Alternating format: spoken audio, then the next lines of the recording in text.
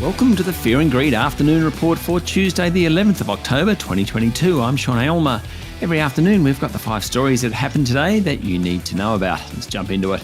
Story number 1, the S&P ASX 200 finished down 0.3% today to 6,645 points. The industrials were the best performers, while the energy, tech and real estate sectors did worst. Given all the action recently, there wasn't a huge amount going on today, at least among the large caps. Diversified miner South32 closed down 3%. That was the worst performer of the big guys, while Fortescue Metals and Woodside Energy both dropped 2%. Commonwealth Bank was off 1%. James Hardie Industries was a strong performer, up 1.7%, while Toll Road Group Transurban jumped 0.6%.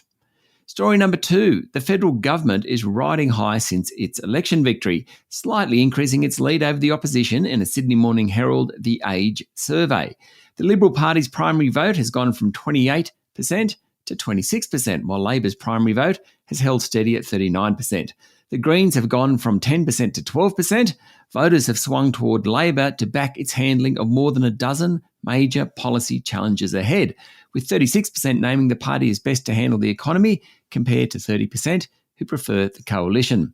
The support has lifted Prime Minister Anthony Albanese and Labor to a strong lead in the electorate across issues ranging from the nation's finances to foreign affairs and climate change, while the coalition leads on national security by a fraction of a percentage point. Mr Albanese has also kept a personal edge over opposition leader Peter Dutton of 53 to 18% when voters were asked to name their preferred Prime Minister. That's the third consecutive month with a gap that large. Story number 3, Federal Treasurer Jim Chalmers today called rising power prices the most problematic factor in our inflation problem.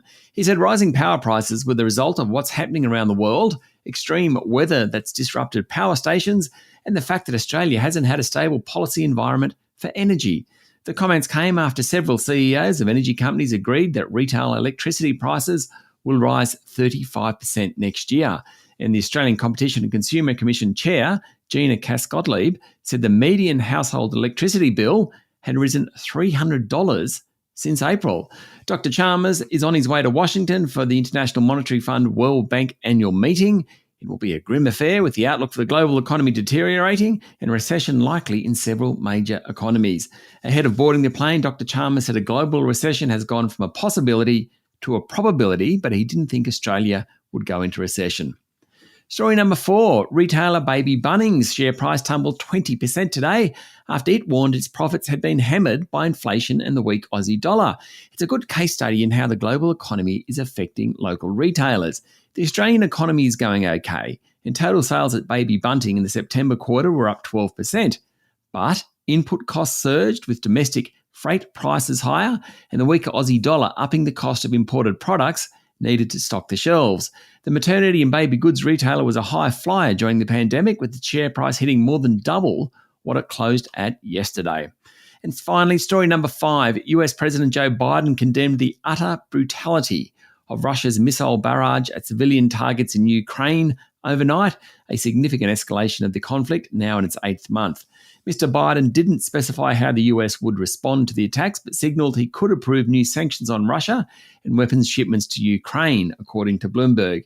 He said the US and its allies would continue to impose costs on the Kremlin and provide the support necessary for Ukrainian forces to defend their country and their freedom. The bombardment killed at least 11 people and wounded 64 others, while knocking out electricity in 5 regions, as well as disrupting power in Kyiv, the capital, and other parts of the country. That's it for the afternoon report for Tuesday, the 11th of October, 2022. Don't forget to hit follow on the podcast and find Fear and Greed on LinkedIn, Twitter, and Facebook.